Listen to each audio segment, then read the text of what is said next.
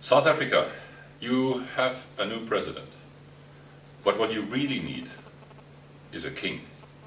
And you know exactly deep down in your hearts what this means. Because humankind was made to be ruled by a good king. Because Jesus Christ, the maker of the universe, is a good king. And he created all of us and our land to run under his headship and to flourish. And the land shall flourish as well. You have seen the best of politicians and maybe some of the not so good ones. And you know deep down that you need a kind of a king that can do more than a human being can do. You need a king that can change hearts, that can forgive, that can heal the broken hearts, that can restore hope and vision, that can touch deep down in your hearts almost in an invasive manner and take out the sadness, disappointment, the resigning mindset, the passivity. Many people in this country have switched off almost to a degree of passivity, where they're waiting for the almost proverbial nut to fall from the tree to sustain them. And many have resorted into a sort of a mindset that only waits to be told what to do and to then do so only as long as someone supervises them. What needs to happen is a complete turnaround, a moral revolution, a new setup, a new day under a new king that changes all of that, and to do something that no human being can do. And therefore, I'm gonna have a proposal for you. Because recently we came together in a group of people looking at economics and politics of Africa, and many were saying the biggest problem is the lack of motive, the lack of a sparkle in the eyes of the people, the lack of hope and vision to go somewhere and to do something without being told to do so. Almost like many seem to have switched off. And also the level of crime and the temperature of hate that you sometimes find in the streets is extraordinary. And you wonder, why is that so? And at the core of the whole thing, it has to do with one of the aspects of history of Africa. A lot of people in the past of Africa have suffered what we call displacement. They have been displaced by people with an imperial mindset. Yes, there were the Arabs in the 800s who started to look southward for trade, later on for slaves. And later on came the colonizers, as you all know, who made it even more hard for people to be in the Mediterranean area and move people even more south of the Sahara.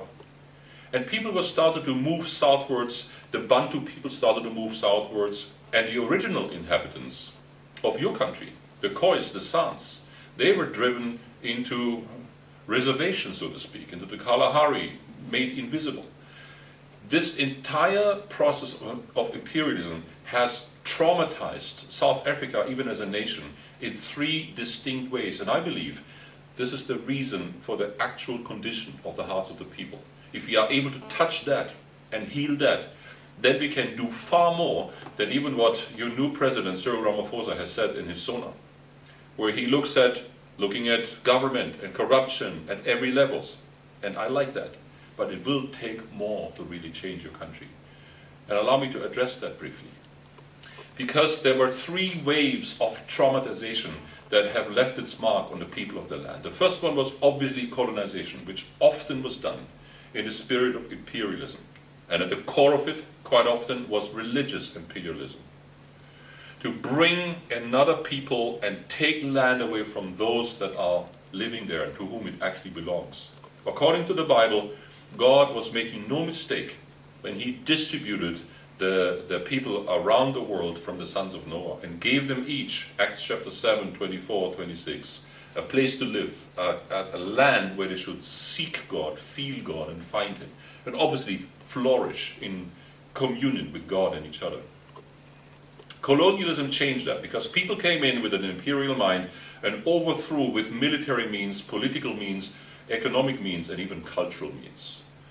And I would want you to know that I believe that even when you just look at the cultural aspects of colonization, South Africa suffers more violence from the cultural invasion of the West than from all British and German guns altogether. Because just the example of eating, when you are importing Western eating habits. The fast food kind of food of the West is killing more people through diabetes and obesity than any other guns together, through the fork, which I call the biggest weapon of mass destruction that you have inherited from the West.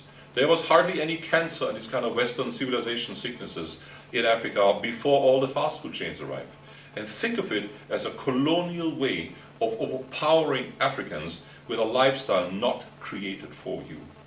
The second invasion, the second imperial phase, was a religious imperialism, where the Western colonial powers brought in religions made in Germany, Lutheran religion, made in England, Anglicanism, or made in America, Pentecostalism, or made in Rome, Italy. What does a religion made in Rome, Italy has to do with Rustenburg or with Durban or Cape Town? It is imported, and it is brought here with a promise that this is the kingdom of God. This represents Jesus Christ, the one that we read of in the Bible. But do you know that Jesus Christ never created Christianity? He is the founder of the kingdom of God, not of the religion of Christianity, which is a man-made religion full of traditions and promises that it very often does not deliver. And the problem was that these kind of Western colonial religious movements came with an imperial mind to stack their flag into South African soil and establish the presence of Western movements that actually were never really invited into Africa by Africans, but always got self-invited by missionaries and salespersons of religious consumer goods.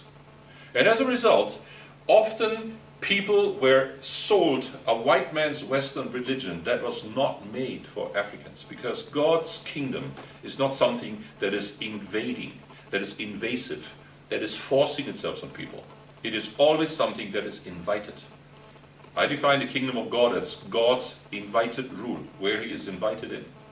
And very often Western religion was not invited, but came like a bulldozer and went through your garden and distributing seeds that maybe don't even fit here.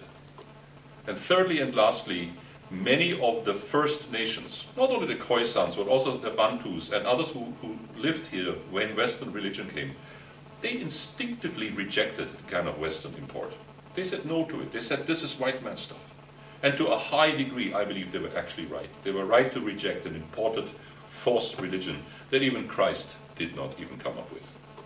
Because I do really believe that, yes, Jesus founded the kingdom, but what came was Christendom, was a religion made by humans who are broken in so many different factions and denominations, almost as if Paul said, is Christ divided? But at the heart of it is not a unity under one king. It is almost like a market-driven thing where everybody does his own little things and talks to each other professionally for a little bit. But that is not the Christianity that Christ died for and rose again. He is about oneness, about kingship, about working together in synergy. And the picture that classical Christianity displays, I believe, is actually a scorn.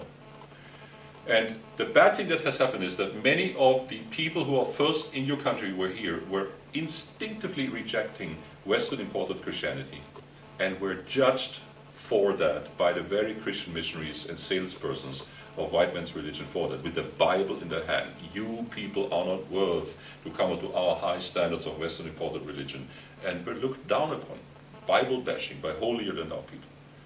I want to tell you, as a person that used to be a Christian, I studied theology, I was a pastor in my former life until I understood that Christ did not come to bring us religion. He brought us the kingdom, which is the life under the kingship of Jesus Christ, the Lord of lords and King of kings. And to live by his law, the constitution of the kingdom, which are the laws of Christ, and by his economic rules, which are so revolutionary that it will absolutely have an amazing future for anyone, individual or country, that bases its life on top of it. And I have come to say sorry and ask you forgiveness in South Africa for those 3 traumas that have been brought to your country by people that I in a way represent, who come from the north, who come with a holier than thou mentality. My heart is broken and I weep about that when I look at it, what it has done. It's terrible, and I really feel ashamed, and I want to stand in the gap and say, if you can find it in you to forgive those who came with a colonial and imperial mindset, would you please forgive them? Maybe not in your own strength because you're rightfully angry, but with the strength and ability that Jesus Christ can give you? Can you also forgive people like myself, who brought to you Western religion, the Western church, saying it is the kingdom, but it was not? Because this is a big deception, both for you and for people who brought it in there. Because they were deceived in thinking something is the kingdom of God, which is nothing but a man-made system of religion that may sound good and work well and get a few people into a church service on Sunday morning at 8:30, where you sing 17 songs and listen to a guy making 3 points and put 100 rands into an offering bag and call it church. Now, that is not what Jesus Christ came to found. Not at all. That is a Western mindset that is brought into your country, and I simply ask forgiveness for the thought and for the thesis that this is the kingdom of God. And lastly, I want to say sorry for all that holier than thou, Bible bashing, looking down at people, from the Bushmans to the Khois to the various tribes that are in your nation, plus many others who are living secular lives, looking down at them as if they are just lower animals who are not worthy of the Western imported religion. That is just plain wrong. At the end of this whole thing, I really believe there needs to be a new restart based on the original plans that God has even for your nation.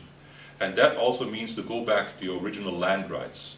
Because when I said that Africa appears to me as a continent of displacement, where everybody displaced everybody.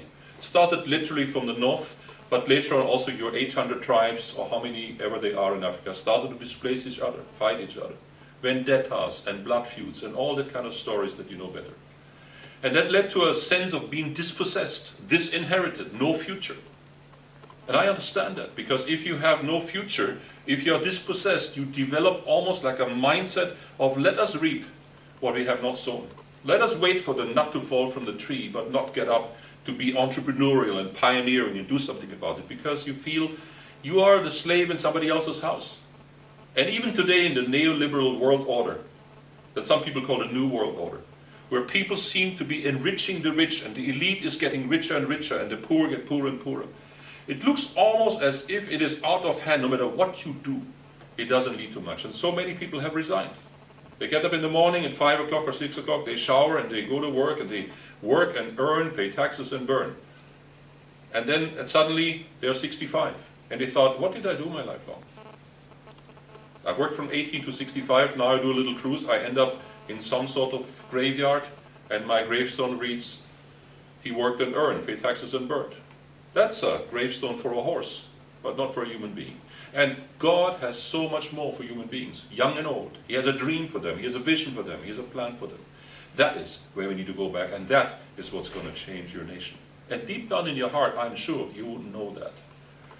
Now, what do you do if someone is depressed, if someone is disinherited?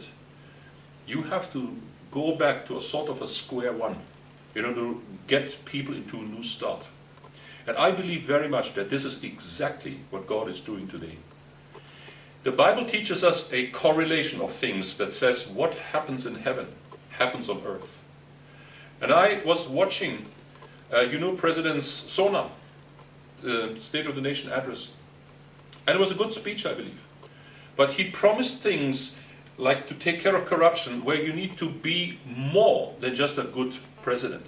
You need to be able to be invasive, to change people's heart, to change the greed and the fear and the traumas of people. And that needs a king, not just a president, that can do just that.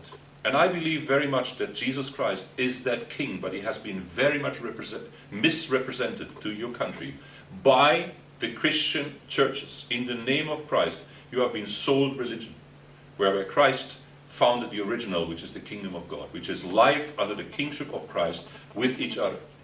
And it's quite amazing to find out that we are now living in days worldwide where there is a global movement away from religion. Many people are saying that in Buddhist countries, many of the temples will have to close because the young people are just fed up with religion. They don't like to go to the temples anymore. Many of the Muslim friends I'm having, they're saying our young people, and we ourselves, we love God, but we're fed up with our religion. Many Christians are running away from the churches. In some countries like America, the numbers are so big that almost more than half of the people who used to go to church don't go there anymore Because they say, we know what's not happening there. This is not what Christ came. Even when you casually read the Bible and you look how these people live together, share together, weep together, where rich and poor share with each other. So there is an egalitarian revolutionary society that even communism would cry tears to have that. That they say, if that is not happening in the church, then let's just play games. Let's just sit around. Let's wait for the nut to fall down. Let's be passive. Let's switch off. And I believe that Christ is himself, God's Spirit is himself leading people out of religion. Many Hindus. My wife is Indian, so India for me is a second home. Many Indians and many Hindus are discovering a non-imported Jesus Christ. They find them even in their own holy scriptures, in the Vedas. You will find a prophetic statement written 700 years before Christ, where it said that one day the Creator God will send his son Prajapati, the son of the God of the nations, to be born by a virgin and to be taking the sins of the people on his own and to die as a sacrifice for sin, so that no more animal sacrifices will be necessary.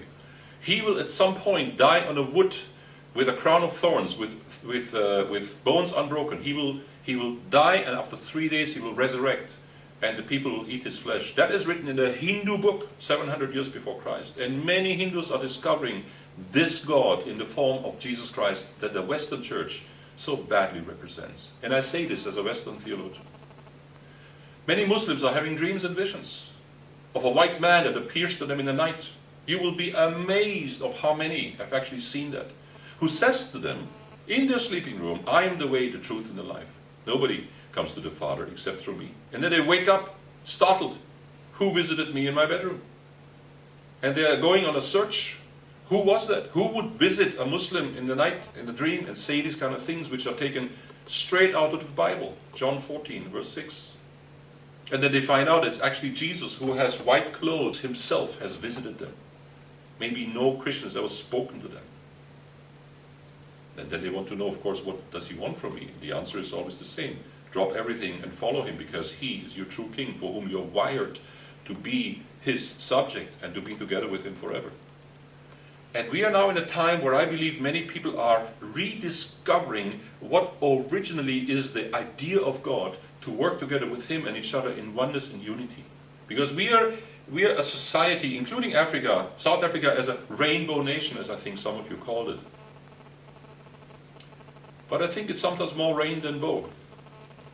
Meaning it is the fractions and the various colors are not really coming together, but are segregated and separated still, even after the apartheid regime is officially over.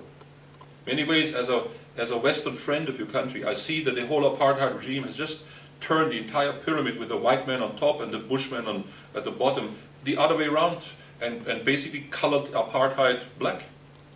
I think this is a nice attempt, but it is not going deep enough. And the question is, what do we need to do in this kind of situation where many people want something new, but they don't know how to do it? If you look back at your own country's history, you would find there were only 3 incidents when, in a way, the country came together, the tribes came together. They came together either under a larger-than-life king like Shaka Zulu. They came together when there was a great outside threat, where the tribes had to unite, when the British came, for example, with their guns. Or they come together under an ideology like communism that was exported or imported by the Russians during a certain time. You know that. And it lasted only for a while before everybody fell back and did his own little thing. I believe that your country is being offered by God himself a new start. And that I would like to quickly, briefly introduce to you. But before I do that, I would like to remind you of a man that visited your country about 100 years ago. His name is Frank Buchmann.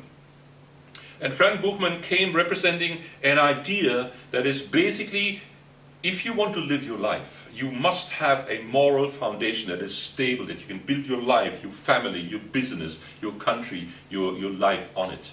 And he spoke about the 4 moral absolutes. These are the 4 moral absolutes, he says, kind of a global ethics, that if we all would subscribe to them and keep each other responsible and accountable to it, our life would come on an entirely different foundation than the classical foundation of me against you, us against them, and everybody against everybody. These four moral absolutes were: number one, honesty. Honesty, which is speak no lies. Honesty. Number two, unselfishness. Somebody said the smelliest fish is the selfish. When it's all about your ego and me, where people seem to have a goat in their head who cries me all the time. It's all about themselves. The third one would be love. That we love people, not just like, but love. And the last one would be P, like purity. Purity of motives, purity of agenda, not double standards and hypocritical thoughts. And he came and spoke in the 20s of the last century about this. And quite almost all of South Africa was pretty much aflame with the idea, what if our entire society would be actually based on those four moral absolutes, which actually are absolutes of the kingdom of God.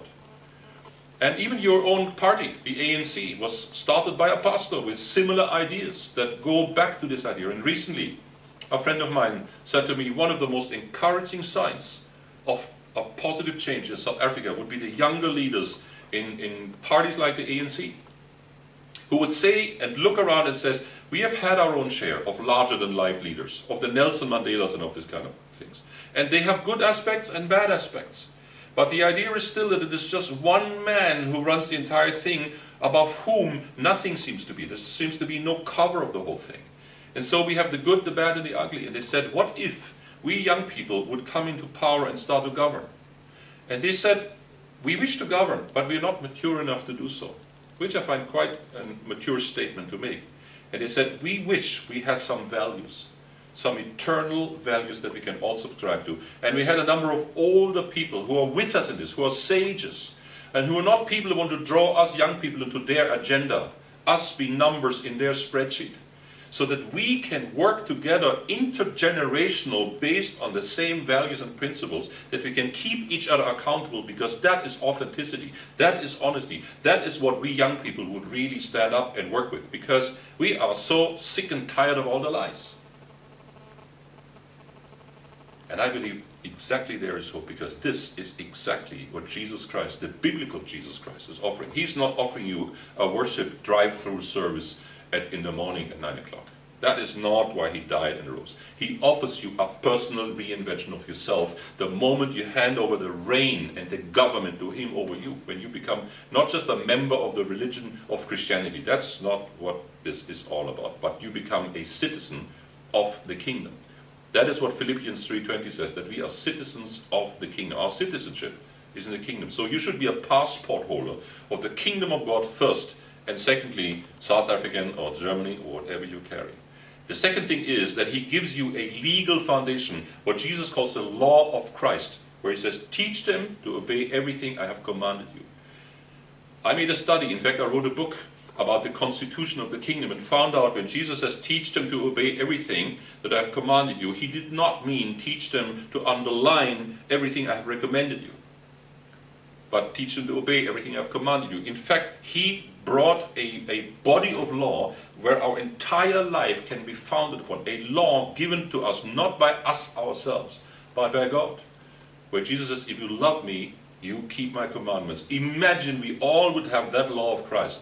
Love your neighbor, love your enemy, do not hoard, share with the poor. If we would have that kind of law as our binding law, where even the South African constitution would be based on the constitution of the kingdom of God, it would be absolutely revolutionary. And believe me, you probably will not believe the possibilities of that.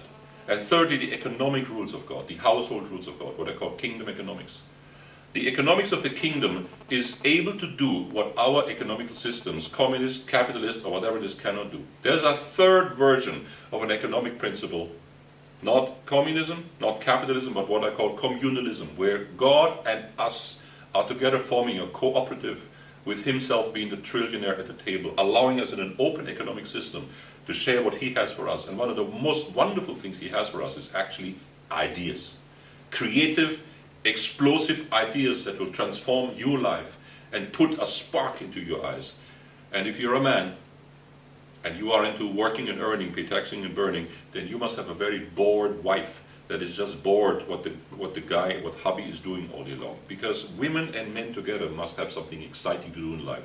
Otherwise their life falls apart, they literally switch off, and they are being lived rather than living. This is what Christ is offering us today, and I believe he's also speaking to you as a nation in South Africa, that he would offer you something that I call the Kingdom Commonwealth. You know what the Commonwealth is, with the political centre being in London, and there's a little old lady in London that all of that Commonwealth seems to be submitted to.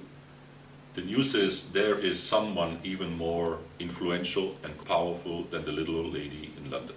And his name is Jesus Christ, and he's King of Kings. And what if your nation, as an entire nation, would hand over its reign, quite literally, to the King of Kings, the Lord of Lords, become a member of the Kingdom Commonwealth, and see what can happen in your nation if it were to function the way the creator of this nation has designed it. And that brings us to a last point. I call it the reinvention of the world.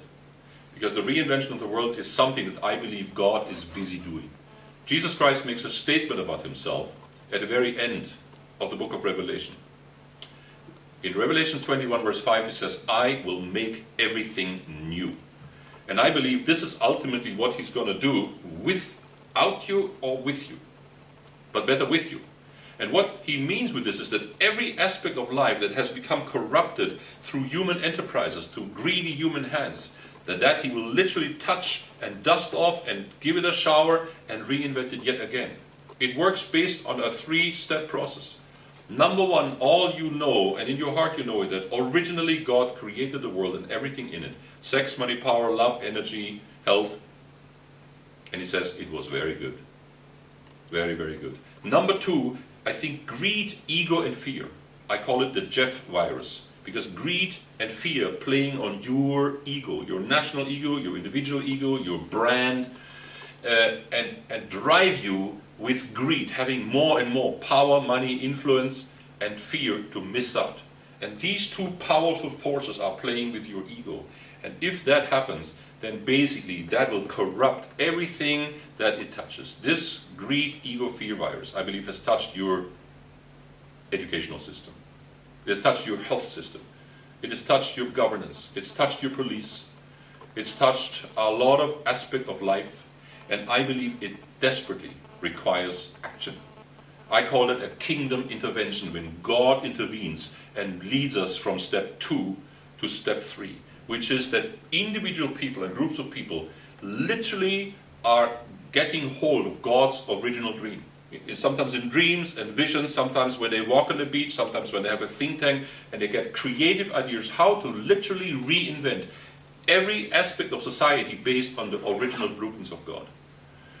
My own son has once done this when he finished school. He written a book called and he basically says we need to re-hijack education that has been literally hijacked to produce pecs for the market, for a machine, where people are being trained to be little wheels in a bigger machine. But that is not why God created us human beings. He created us for much, much more. And I believe that therefore every aspect of society needs to be reinvented by yourself, by the best people that God will produce to come together to literally form a new approach, a new avant-garde that reinvents every aspect of life. Love, family, health, education, energy, whatever you can imagine.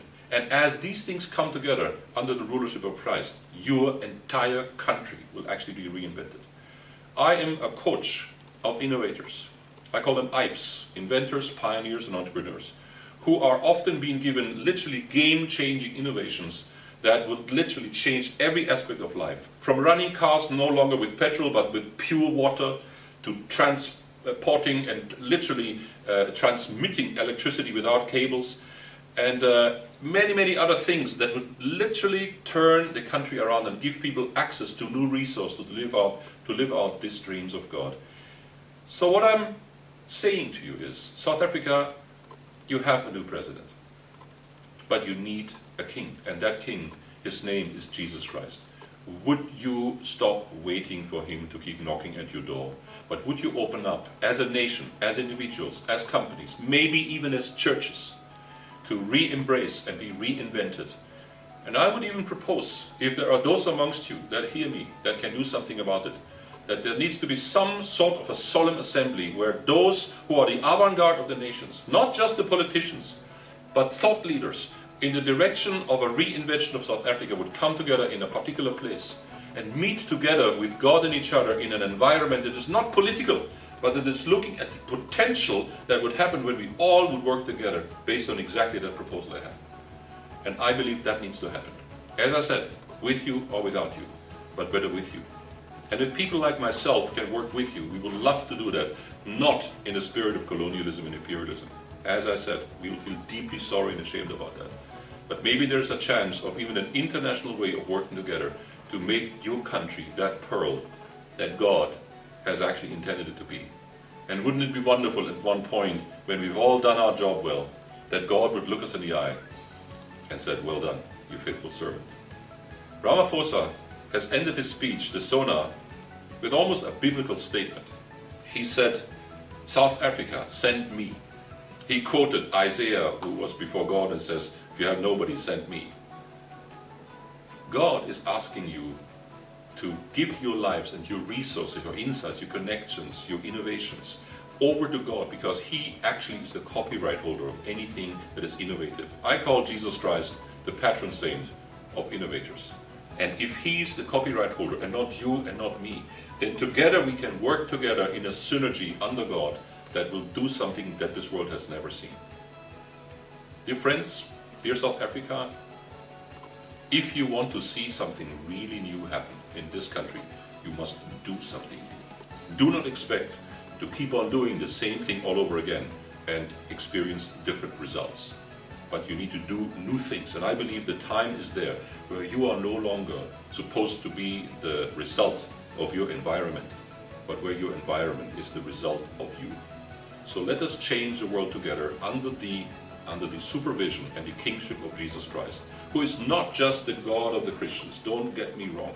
He's not just there to save you, heal you, and deliver you. He's there to rule us in a loving, wonderful way, and He is our owner and operator. So if He offers us a factory reset to function within His principles, that is the best that could happen. May God truly bless you, and may God bless South Africa.